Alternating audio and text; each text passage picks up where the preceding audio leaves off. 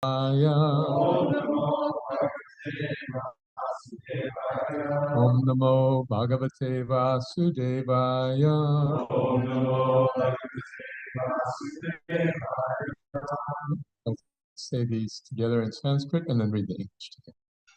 Narayana Namaskritya Naram Sarvam Devam Saraswati Vyasam Tato Jayam Kiraya Nastareshu Bhadreshu Nityam Bhagavata Sevaya Bhagavati Irtama Shloke Bhakti Bhagavati Aishtuki. Before reciting the Srimad Bhagavatam, which is very to conquest, one should offer respectful obeisances to the personality of God. unto Narayana Rishi, supremacy creating, unto Mother Saraswati, Goddess of glory, and unto Srila Vyasdevi, that I may pretend to governing service to your all that is troublesome to the heart is almost completely destroyed.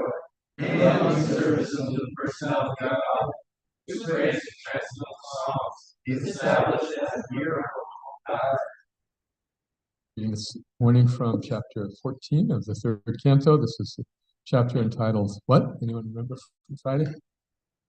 Asking that question. Nope.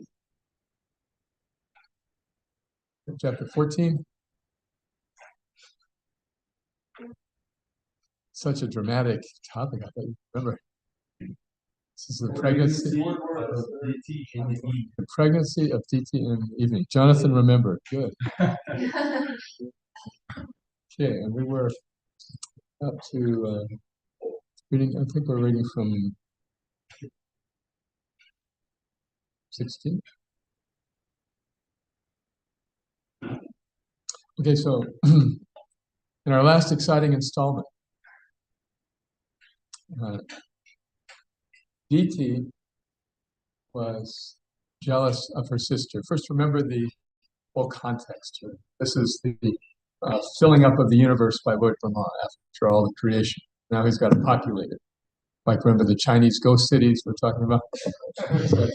He's got the empty universe, so he's very anxious to fill it up. So he has these sexually empowered people to procreate very extensively. So DT and Aditi, two sisters, are engaged in that particular way. So Aditi has had her sons, so DT is jealous and anxious to have her children also. So she approaches her husband, Ashyapa Muni, at an inappropriate time for conception and says, please, I really want to have children. So this is where we take up the story. I think Friday we read about her asking her husband, right? Okay. So now text 16. And the read inside, ladies' side, got some mic around, and ladies' side, men's side, sort of thing. They're more intelligent. Why are you laughing?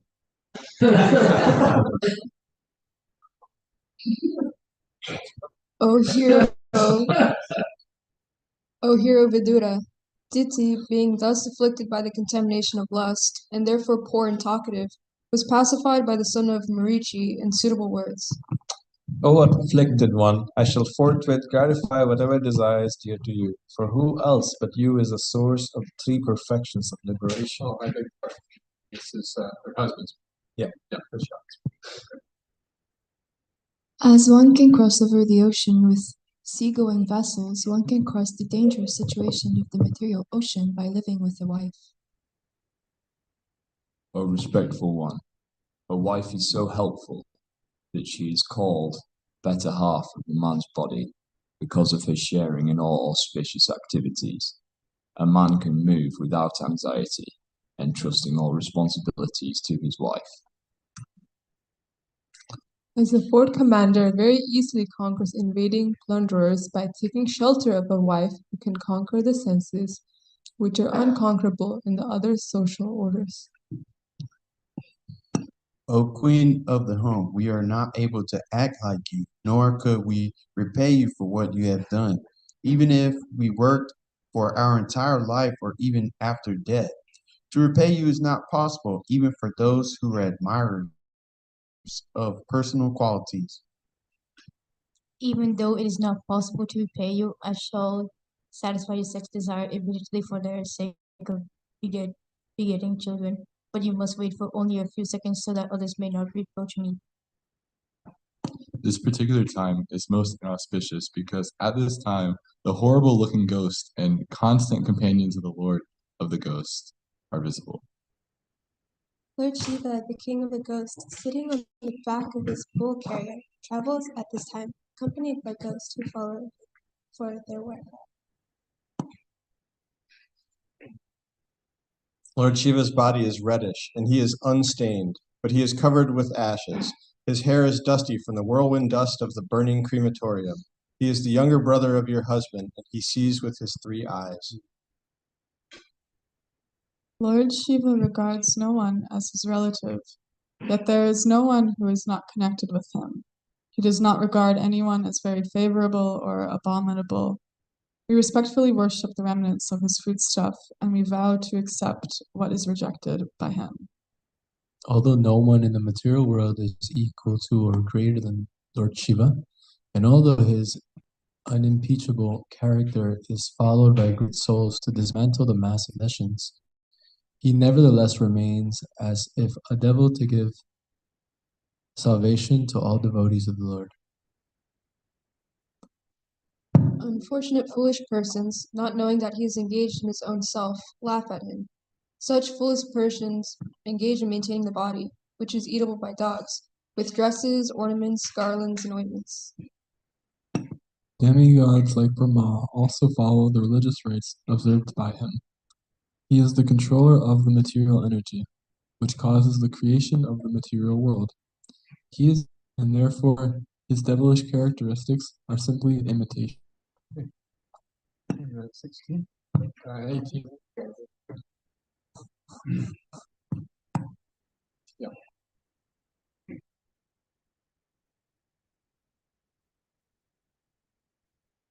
Okay. Sarvashramanupādaya Swashramena Kalatravan Yasanaratnabam Ateti Jalayatnayar Yatarnavam Sarvasramanupādaya Swashramena Kalatravan Yasarnavam Ateti Jalayatnayar Yatarnavam.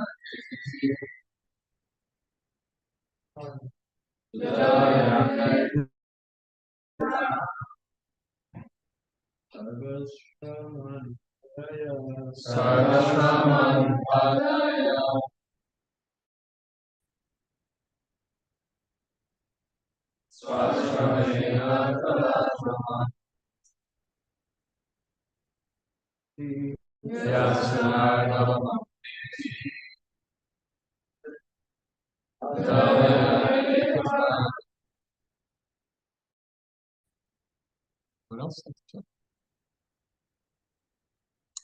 Okay.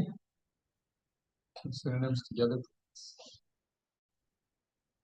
Sarva, all, ashram, social orders, Vadaya, pleading, Swa, own, by the social orders, person living with wife, The ashram are the home, dangerous ocean, material resistance, ITAT, one crossover, Java and I with seagoing vessels. Yata as the ocean. As one can cross over the ocean with seagoing vessels, one can cross the dangerous situation of the material ocean by living for life. I'd like to read it. Okay.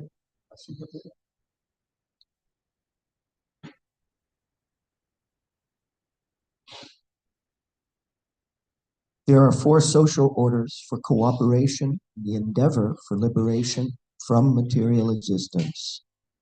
The orders of brahmacharya, or pious student life, household life with a wife, retired life, and renounced life all depend for successful advancement on the householder who lives with a wife. This cooperation is essential for the proper functioning of the institution of the 4 social orders and the 4 spiritual orders of life. The Vedic Varnashram system is generally known as the caste system. The man who lives with a wife has great responsibility in maintaining the members of the social orders, of the other social orders, the brahmacharis, vanaprasthas, and sannyasis. Except for the grhasthas, or the householders, everyone is supposed to engage in the spiritual advancement of life. And therefore the brahmachari, the vanaprastha, and the sannyasi have very little time to earn a livelihood.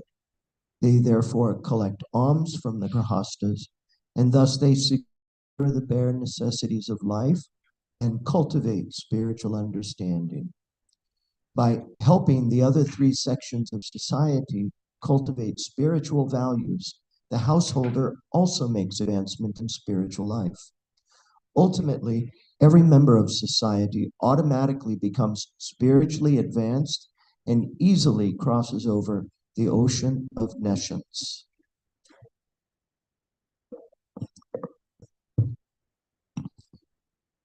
It's a very good habit for husbands to speak appreciatively of their wives. So Kashyapa is doing this. In fact, in general, she's making this request of him, with which he's uncomfortable. And instead of rebuking her, he's speaking very appreciatively. So, how many of you went to this householder seminar this weekend? Householder training. How did you like that? What did you think of it? Was it helpful? Yeah. So, this whole adventure, this whole exchange takes place in an entirely different circumstance than one in which we live. And both parties are so cultured that it's very unusual that Diti would have this untimely request of her husband. So he is doing his very diplomatic best to say to her, yes, I'll certainly give you sons, or give you children at the appropriate moment, just a few seconds, just a few seconds. And as we'll see in the subsequent chapters, I don't want to, okay, spoiler alert here, she doesn't want to wait. So this is all the background for Yaksha and Hiranyakashipu, first demons of the universe. Kashipu, by the way, I think Ananda was mentioned the other day, it means cushion. Kashipu, cushion. I never made that connection. Soft bed. Yeah. Because he was born to lay on the soft bed. And enjoy gold. Yes, that was, yes. So so he's speaking very eloquently here, giving poetic analogies. Oh, as one can cross the ocean with a safe boat, so one can cross the ocean of material life with a good wife. So let's break that down a little bit. Prabhupada focuses in the purport about the duties of grihasthas, and most of those duties apparently are economic.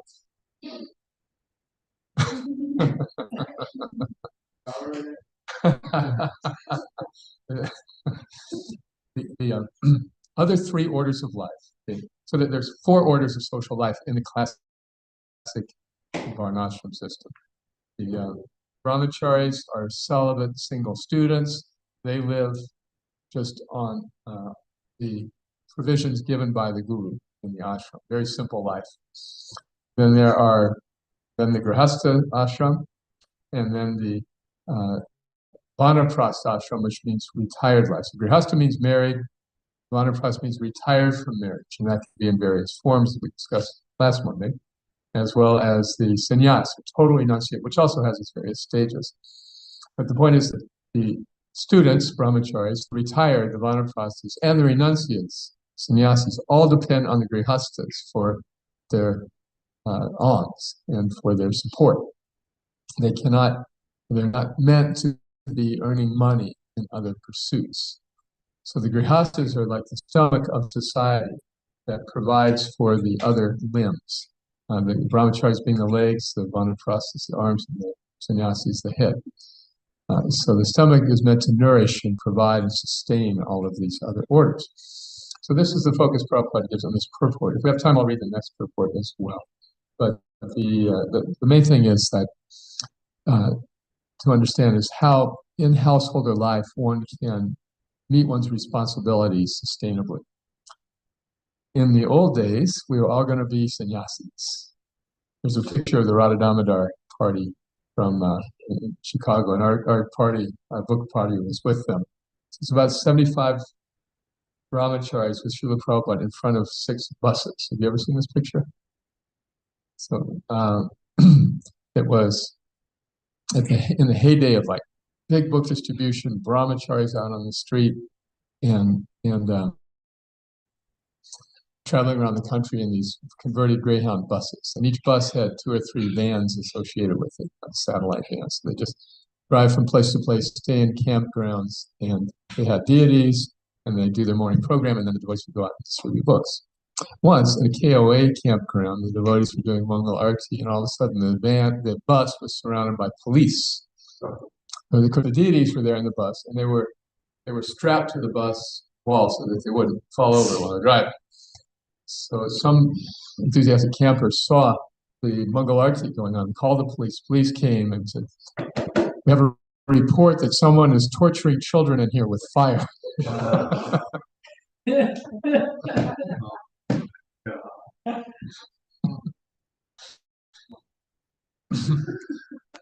So it was an adventurous, renounced life, and the spire de corps, as they say, all of us felt, oh, we're going to be sannyasis. We're going to be sannyasis. This is great life. We're having so much fun. We're just going to live this way for the rest of our life. So I was going over this picture a couple of years ago, and I saw every one of these Prabhus. I knew almost all of them. They all became grihasthas. And there were 5 of them who took sannyas, of whom 3 failed in their sannyas. 1 died, and 1 remains as sannyas. So this is just the practical reality is that almost everybody becomes grihasthas. So as a result, it makes sense that we should have training for grihasthas, right? But the emphasis is on renunciation. I was just speaking with a young lady the other day, not young, she was mid-40s, and she was saying how she had been in a bhakti ashram, not an ISKCON ashram, but an affiliated one, and she had the same experience. Like 5 years after college, she's moved in the ashram. This is blissful. This is great, and then never in that time was there anything but encouragement for a single life. And then after 5 years, she thought, this isn't working for me anymore. And she exited the ashram totally prepared. And it was difficult, it was traumatic. So I was explaining to her how in our Krishna House ashram, we have a curriculum to help people prepare for making this transition to grihastha life. But it's more realistic. And it's a slow but constructive evolution from the old days where everybody was renunciates. Okay? So everybody's got their own situation. And let's read the next purport also as it talks a little more detail about the topic I'd like to explore. Okay, let's go to the next verse there. Oh, text number 19. Oh, you got the photo. Okay, there it is. Try, all the sannyasis. You're in that picture? I was watching that being taken actually because it was just Radha Damodar. 4 buses. And it was just the Radha Damodar boys. We were in the library part. We're not allowed in the picture.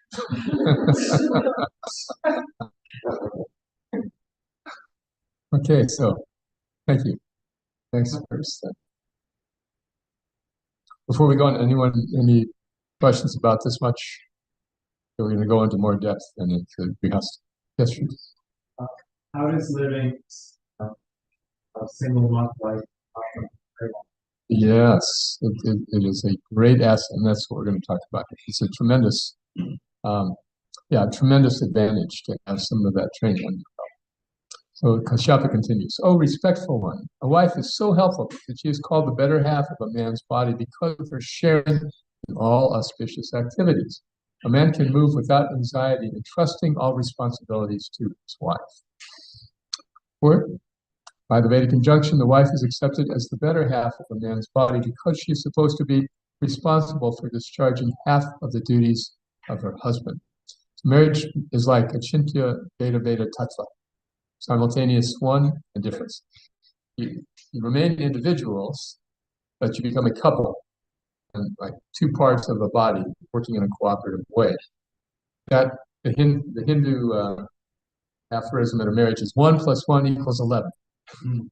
The sum is supposed to be greater than the whole of its parts. So, the point I wanted to make about this, yes, so what is the incentive for getting married? What is the incentive for most people getting married?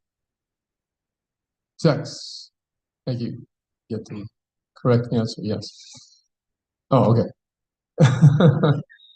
So this is the downfall of many marriages because this is the main motivation. You know, man and woman become attracted to each other. They say we want to live together, and let's get married. Okay, let's get married. My friend Rabindra Prabhu, back in the hippie days, marriage was a real rarity. People would just live together. Who needs a piece of paper? Joni Mitchell, one of the musical icons of the era, says, "We don't need no piece of paper from the city hall." And of course, she and that husband divorced.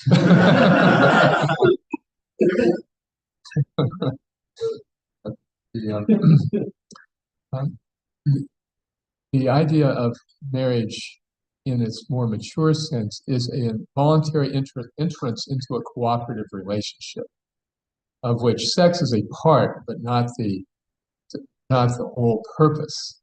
The problem with that lustfully driven union is that when the bloom is off the rose, then the marriage is done. As soon as there's no more physical attraction, or something comes in the way of that, or someone else looks better, then okay, then it's gone. And the the reality that it's almost a business partnership. You're entering into this extended relationship with a person because you can work cooperatively together to see how you complement each other and your strengths and weaknesses, and it's a safe position to navigate the next 40 years of your life. At least 25, as Kendra puts it. I had a short career as a so-called brahmachari, then I thought that I should get a wife. And although my bhakti leader told me I'd be sorry, now I'm doing 25 to life.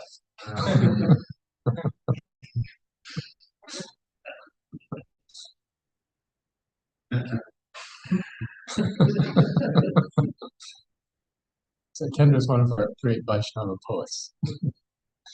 So the point is that we have gotten a concept of marriage in our upbringing, most of us, that is generally predicated on this notion of sense gratification.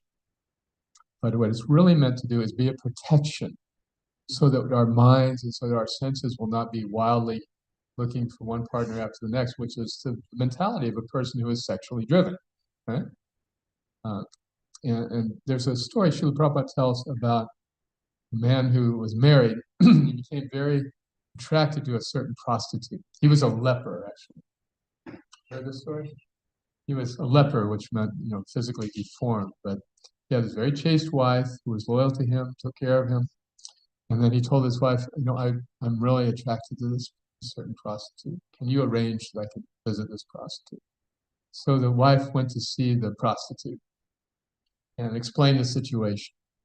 And the prostitute said, "What are you doing here? I never have wives visit me." She said, "I'm just, my husband has this deformity and I just want to, I don't have much money, but here's what I can offer you." She said, "That's not nearly enough money."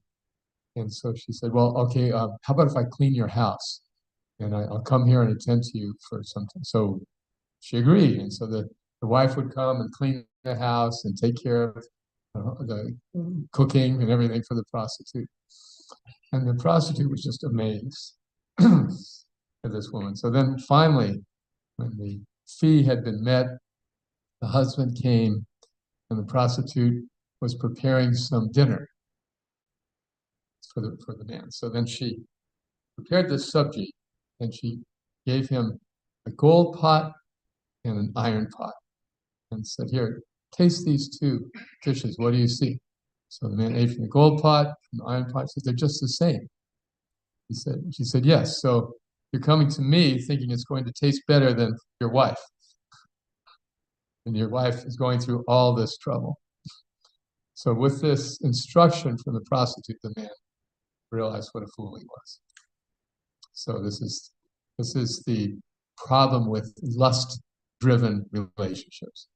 It is really not sufficient to satisfy one for an extended period of time. It just looks better, but it's really the same thing. What is actually makes this marriage sustainable are shared interests, especially spiritual interests. If husband and wife have Krishna in the center, and they're both dedicated devotees of Krishna, then that takes the edge off the relationship. It's very hard for people to be so compatible that they like to be together all the time. It happens, but it's rare. And I think here's some examples, like Jimmy Carter, the former U.S. president. I think he married his high school sweetheart. They were married until she died 80 years later, something like that, 70 years later. So it happens, but it's rare. Generally, people are divorced multiple times in their lifetimes or have broken relationships multiple times. This is because they're not fixed as individuals. The Sachintya Beta Beta Tattva means that one is individually complete and then becomes part of a unit that is even more productive. Right? So the individual completion needs to take place first before such a sustainable relationship is really possible. How many of us have felt, if I just had the right partner in my life, it'd be complete? Right? If I had the right partner in my life, it'd be complete. That means we're not ready for marriage quite yet, because we're not individually formed and complete within ourselves. Om Purnam Adaha Purnamidam, right? Everything coming from God is complete in and of itself when it's mature.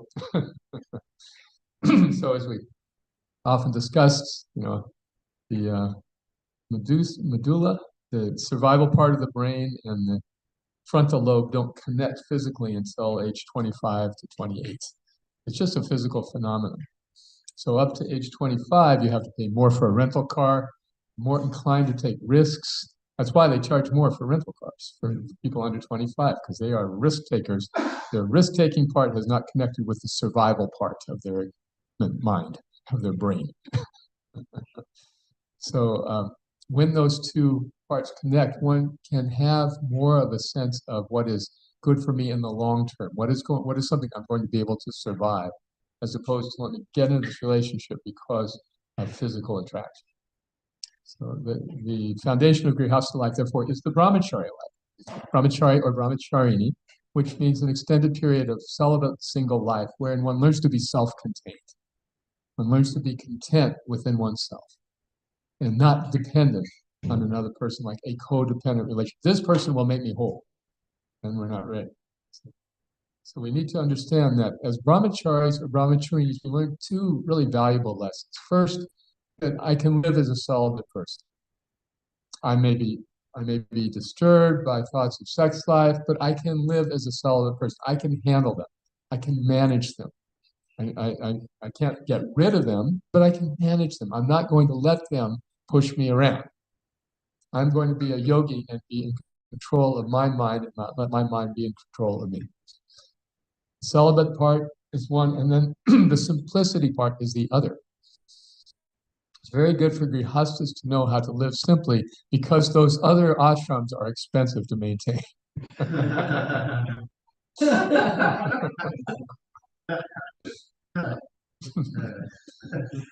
Right? It's a beautiful system. It's a beautiful system because not just because you want to give all your money in charity, but because it's really wonderful to know that you can live in a minimal, simple, Zen-like way. You don't need luxuries to be happy. That's the analogous to the donkey with the carrot dangling over his front from a stick tied to his back. The donkey's pulling all day, thinking that carrot's just one more step. Right? So similarly, we have an idea that if I just get this, I'll be happy. Okay, I get the car of my dreams, I'll be happy.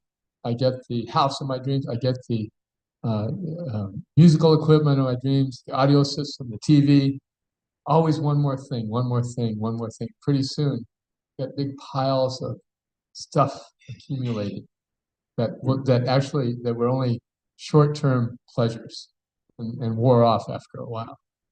So that kind of mentality we learn to vanquish in the brahmacharya and brahmacharini life. The real source of happiness is accessible to me through kirtan, through japa, through lightning studies or classes. These are things that bring me real satisfaction. I'm tuned into that channel of pleasure. That's the beauty of brahmacharya or brahmacharini life. So then specifically, let's continue here. A family man has responsibility to perform 5 kinds of sacrifices, pancha yajna, in order to get relief from all kinds of unavoidable sinful reaction occurred in the course of his affairs. This is affair in the general sense, not the specific sexual sense. And so what this is saying, Prabhupada is saying here, is that whatever we do creates karma in this world.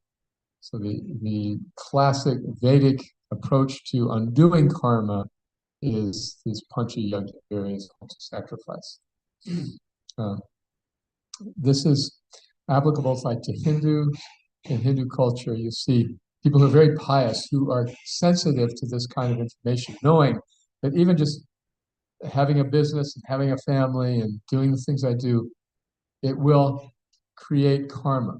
Like, for example, a businessman, Prabhupada said, must lie in order to be successful in business. The businessman says, for you, I make no profit. And obviously, if he made no profit, he wouldn't be able to stay in business. But he's telling people, oh, this for you, I'm so very fond of you, and I'm giving this to you at cost. So this is a lie. You see sales, you go into the mall, sales everywhere. Amazon, every product's for sale. Yeah, right. Discount, special discount, regular price, such, right? Only this. Why? Why?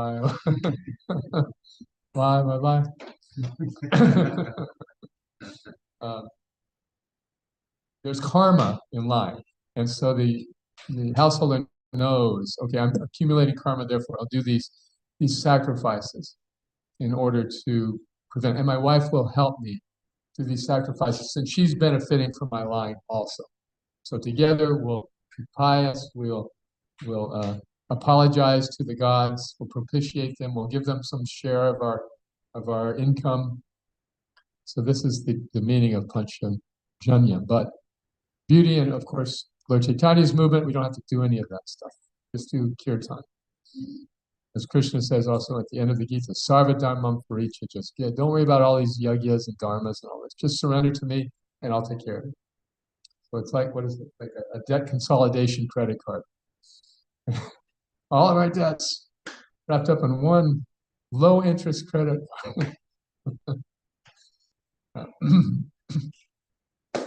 When a man becomes qualitatively like the cats and dogs, he forgets his duty in cultivating spiritual body value, and thus he accepts his wife as a sense gratificatory agent.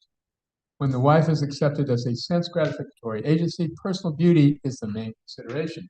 And as soon as there is a break in personal sense gratification, there is disruption or divorce.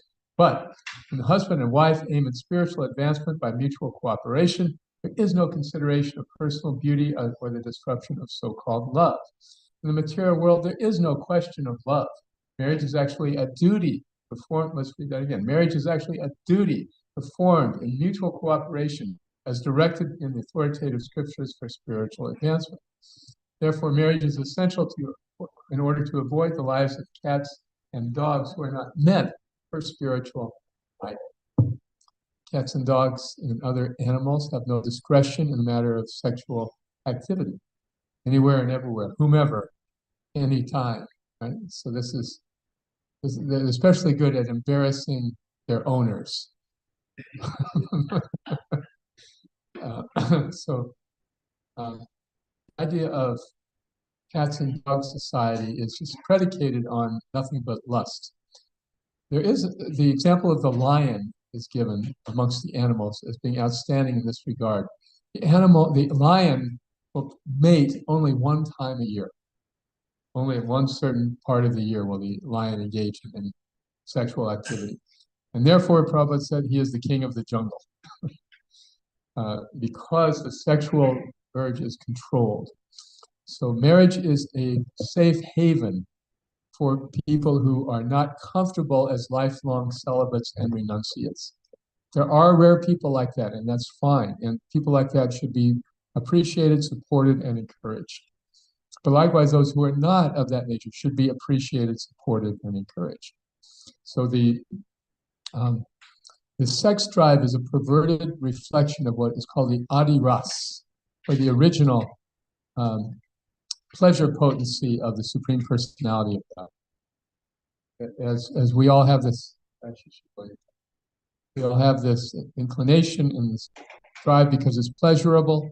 That pleasure is a tiny sample of what Krishna feels in his creative potency, in his creative manifestation. Because sex is meant for procreation. That's its actual meaning. But it's become so much wrapped up in our psychology and perverted ideas that it's like, no, it's more than that. I need it to keep my even keel in my life. So the idea of marriage is to provide a safe place for expression of those desires. In the Gita, Krishna says that kamosmi bharatar shabha. I am sex life, which is not contrary to religious principles. So there is a license for that within the varnashram system. And it's just that fulfilling that desire can become so very, very complicated if we do not understand its true position. In a marriage, and I'm speaking as someone who's been married 42 years, longer than most of you have been alive, which makes me feel really depressed. But anyway,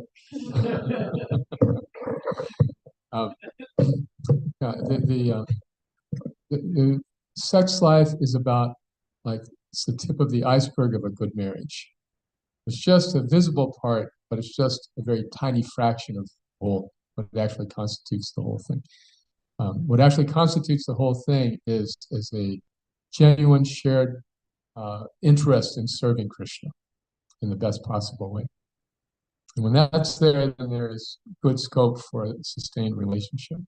And a sustained relationship is like having a boat to cross a dangerous ocean. You will not feel, it's not that you won't feel attracted to other people, but you know, oh no, I have my spouse, I have my shelter. I don't have to worry about these other attractions. So it's a very desirable position for most of us.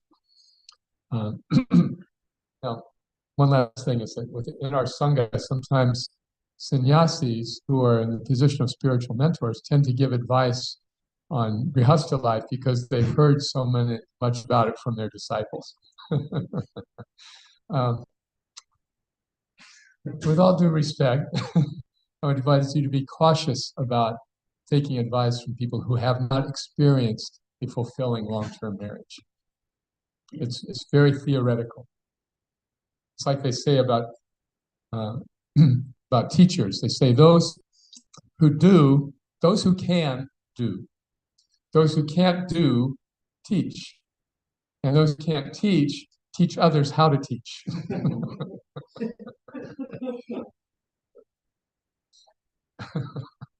So, no, we want to have advice from, in this area, from people who have demonstrated that which we seek.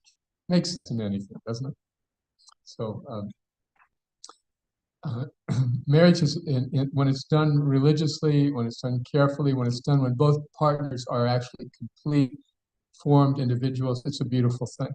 That's why it's celebrated with a big festival and a feast and so forth. I've had many experiences of people coming to devotee weddings, the non-devotee relatives, and coming away absolutely stunned and ecstatic.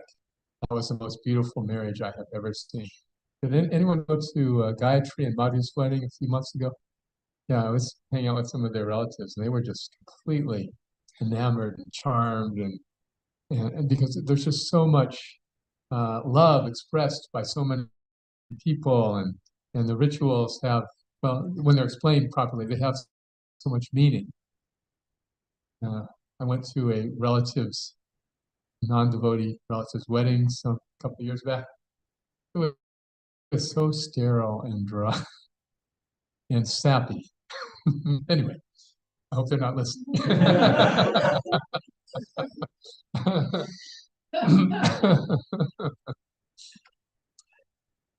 But it's a beautiful thing when you go and take this step from a single student life to married life.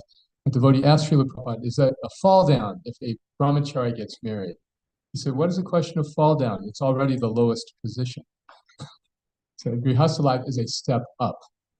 Back in the saffron 70s, it was a big fall down. Oh, yeah, you know, welcome to the well, the deep dark well. Nice of you to drop in. All that was just a false kind of push to get people to artificially extend their single life. Yep. What's that? Fanaticism, absolutely, yes. So, okay. Any comments, reflections, questions on this? Yes, Prabhuji. Just like, when you want to seek out counseling for marriage life, you want to find a grhastha life. You want to take advice from those who have successfully navigated the grhastha ashram. This, in the same light, if you want to learn how to live in the celibate life, you should take advice from those who have successfully navigated, the celibate life. Right. That's the first thing. And the second thing is if you're interested in going deeper, anybody, in chapter 12 of the 7th canto, Prabhupada goes into wonderful detail about how the whole system of Varnashram is designed in order to set us free from illicit sex desire, including the grhastha ashram. Including grhastha ashram. This is the point. Yes, the overall point. I didn't have time to go into this, but the simple idea is that sex is what binds us to the material world. That attachment that we have for sexual activity is what causes us to take more bodies to fulfill it. Right? So the whole Varnashram system is meant to help us get rid of sex desire. Okay. And one of the things that he says there that's really important is that the training in celibate life is the foundation for all of it. Yes, this is the point. And the importance of Krishna house. Use your time here wisely and learn how to gain happiness from your relationship with Krishna and the devotees. Yeah. And it'll stead you well no matter where you choose to go. Absolutely. You'll be successful. Thank you so much. That is so important and helpful. Yeah. No, it's okay. Other comments?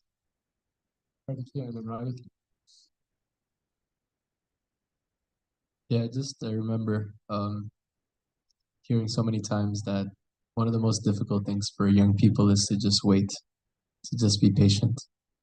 And while we're in Krishna house, we may have these desires to want to get into a relationship and things like that. But if we just wait just a little bit and just get kind of like strong within ourselves, then it's going to happen no matter what. We just have to wait a little. Could I just share something from my perspective on way over the hill? It's like when I see young devotees so eager to get into to marry, I'm thinking, man, you've got like 30, 40 years of mortgages, jobs, children, money. What is your rush? That's what. Wandering from the varnashrama system, we hear and see a lot about brahmacharis and grihasthas, but I don't really see examples of there's few vanaprasthas, and then devotees don't generally go from vanaprasthas to sannyasi. So how practical is that now? And should we aspire for that, even if we are going to get married, eventually to go to vanaprastha? Yeah. One of my cynical sannyasi friends, he wasn't invited to his friend's wedding. And he said, no thanks, I'll just come for your vanaprastha ceremony.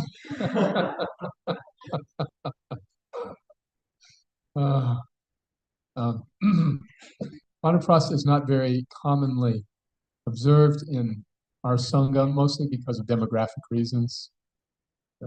Very young devotees started the movement, and there were often disruptions in the ordinary development of grihastha life.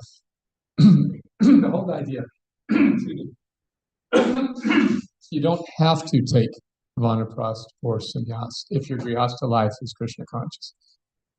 It's not mandatory. It is mandatory if it's a secular grihastha life. See what I'm saying? That's why it's pushed so much. If you've been doing your sacrifices in your family development for so many years, now you should renounce. Start getting away from that, so you can start going towards spiritual life.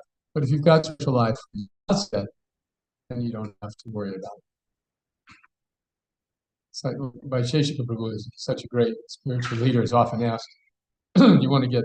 What are you going to take sannyas?" And he says, "Oh, it's not recommended in this age." That's fine. Third class rule. There was once back there was a push to Ravindra Swarup Prabhu also to take sannyas. And they were pushing. I said, when are you going to take sannyas? And he said, no, I think I'm going to remain detached.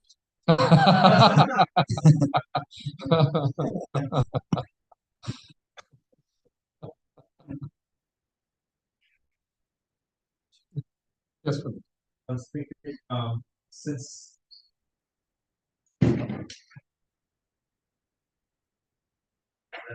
Republic, since there, probably won't be that many prastas, maybe sannyasis, and even now I think there are 50 maybe, or less sannyasis, or maybe 50, 70, something like 50 or 100, something. I was thinking, the verse, the purport talks about the grihasthas supporting the other ashrams. So there aren't that many vanaprasthas and sannyasis. So how do the grihasthas use the resources or charity so as to stay detached from it in the long run? Right.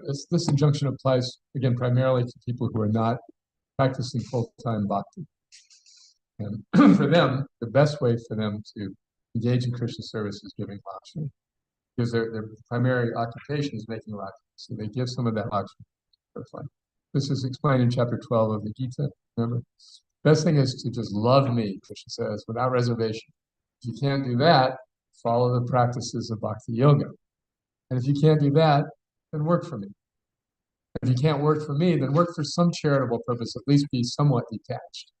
So these are the hierarchy. Krishna's so ecumenical and accepting of everybody. So for those who are just who are busy working in secular jobs and not without time to chant and read and practice bhakti, those are the people for whom that injunction is especially. As a householder, I always felt I'm giving my time to Krishna, and that's my 50%. My time to Krishna is service instead of earning money, so that's my 50%. It's able to feel, okay, I'm meeting this injunction.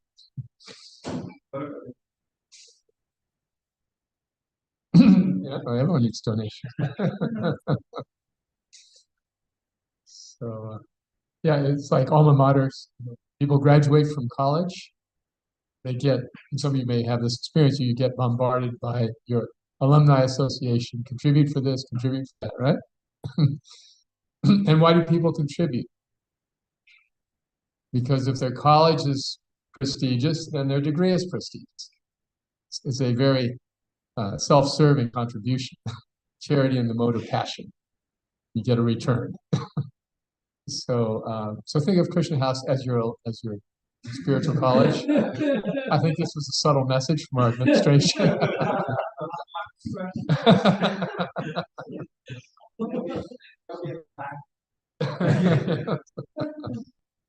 All right. Thank you very much. All glories to Srila Prabhupada. Krishna. Oh, sorry. Full of ignorance, of lust, and every sense. Our sense of lust and violence rarely can be overcome. While the soul is struggling on this earth, Krishna is so merciful, he helps us regain control. After he has done, let us take what he has left, falling loving, feeling blessed. Radha Krishna, Chaitanya Nitya, Night and he died, Srila Prabhupada Jai. Hare Krishna, Hare Krishna, Krishna Krishna, Hare Hare, Hare Rama. Bhagavad Gita Ki Jai.